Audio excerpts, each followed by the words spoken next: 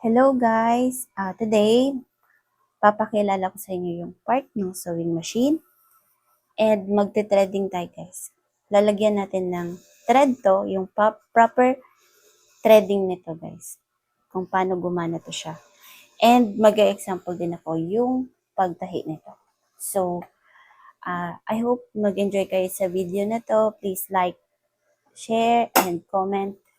This is my first vlog, so I hope you like it guys. Yung bobbin winder pin. Dito nilalagay yung thread. Ganitong thread ang gamitin nyo sa mga ganitong machine, guys. Tapos, ganito yung paglagay niyan. Ganito yung paglagay niya, guys. Baliktad. Ganyan. Ganyan dapat. So, next natin is bobbin winder. Ito yung bobbin winder stop. Ganyan yan siya.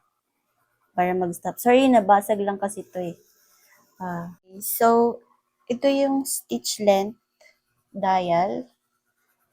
Tapos, ito naman yung stitch selector.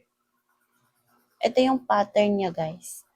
Magsiselect ka lang dito kung ano yung ipapattern mo dyan, guys. Kung ano yung tahi na gagamitin mo.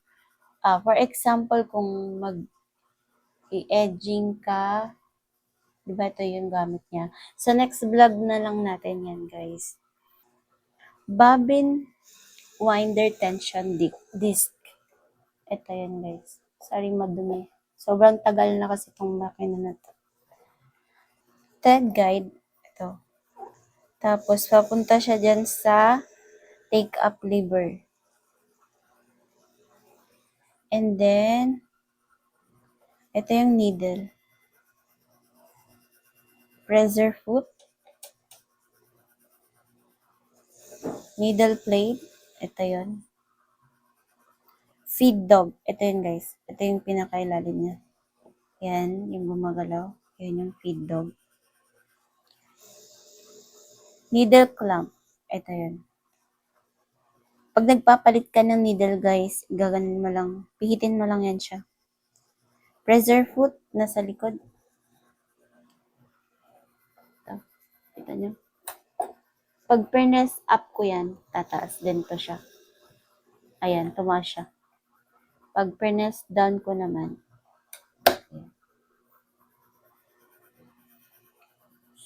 So, naman tayo sa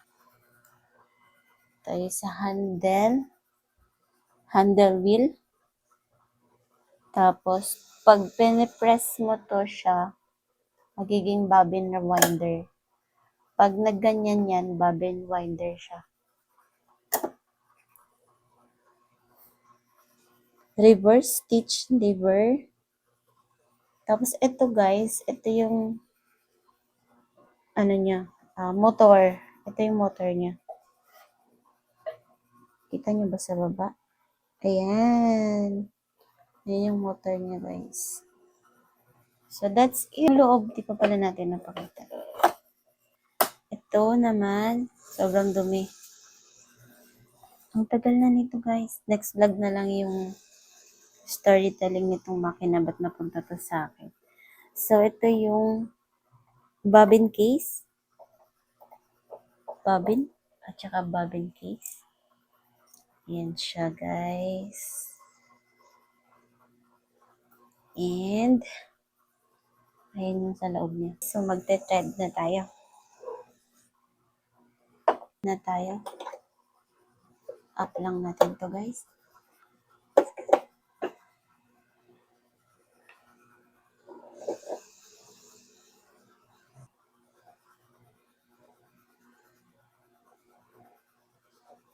Pababa. Number 2. Tapos, kukunin yan siya ng take-up lever. And then,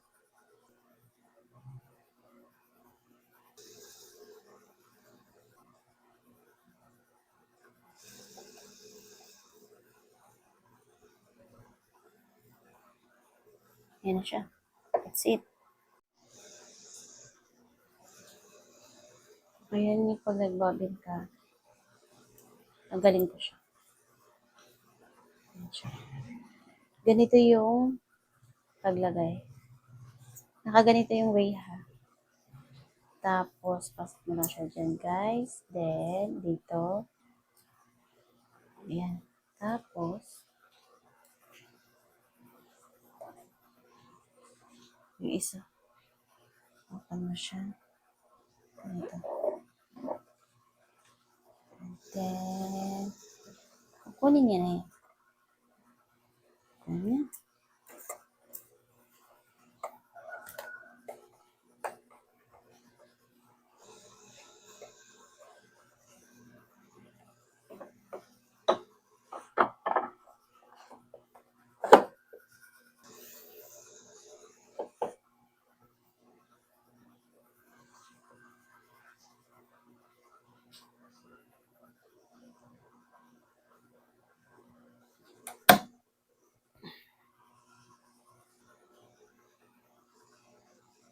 Press down natin.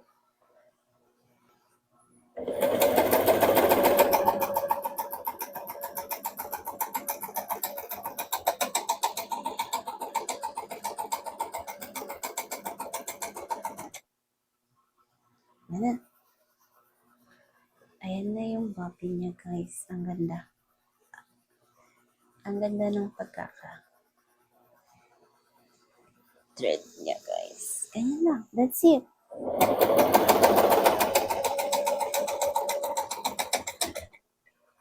Dapat hindi siya hinihila.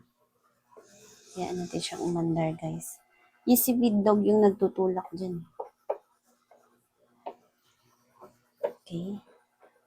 Nababa natin.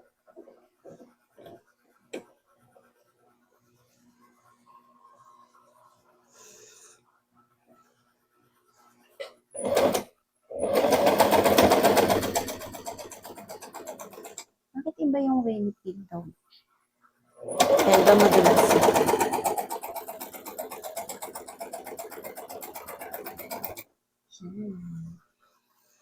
Dahil madulas yata yung tela. Okay. Yun lang, guys. I hope you enjoy my vlog. Pag may question kayo or ipapablog sa akin, comment nyo lang sa baba, guys. Thank you. Thank you for watching. Bye-bye.